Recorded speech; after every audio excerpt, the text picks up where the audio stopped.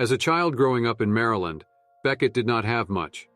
His father died when he was very young, and he never knew his mother, leaving just Beckett to take of his kid brother Frankie. One day, while playing in a destroyed factory, they were ambushed by a pack of wild dogs.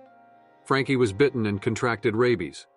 Beckett stayed by his side and nursed him back to health, even stealing rabies medication just to keep him alive. From that day on, they made a vow to stick with each other forever, no matter the situation. Realizing that they were actually good at stealing, they worked together as a pair in order to commit small-time crime. They usually stuck to theft. As a child, one of the first people Beckett robbed was a wandering poet who came to visit their camp.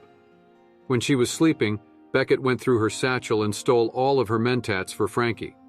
Frankie had a raging bloodlust and wanted more, despite Beckett's refusal.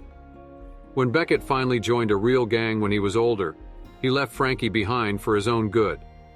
Beckett started out in Hopkins Hooligans, a tiny operation of raiders, and the going was good. There was everything a raider could want until Hopkins got himself killed, and the gang fell apart. Beckett wandered for a bit until he fell into Edwin's gang, a larger group, making bigger scores. Beckett thrived with this new group. Edwin was crazy, but he was a good man, and those who served under him were happy. With this pack, Beckett even made his trek into Appalachia, bringing Frankie with him. He left Frankie with the settlers in Foundation and continued to run with Edwin's gang, racking up loot left, right, and center. However, when he became hooked on chems, it all came crashing down. The Blood Eagles were the ones supplying local gangs with chems and were monitoring to see just who got addicted. Those who did were given special, highly addictive spiked chems and forced to work for the Eagles in order to get more of it. Beckett was hooked and got roped into the gang, committing various acts, such as the murder of an innocent family of invalids, all in his drugged-out state of mind. Eventually, Beckett was able to gain clarity and sobriety on what had happened to him, heavily regretting his actions under the influence of drugs, and became convinced to leave the Eagles and hopefully eventually cause their downfall.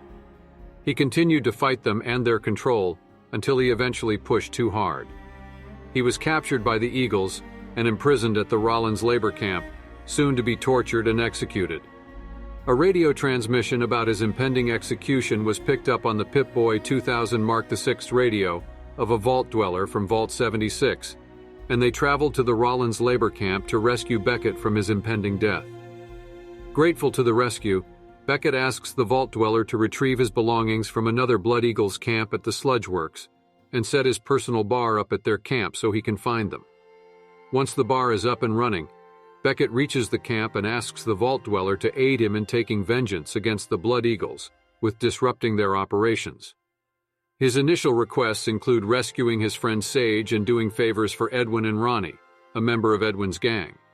These include killing Bronx and rescuing Edwin's pet Noodles.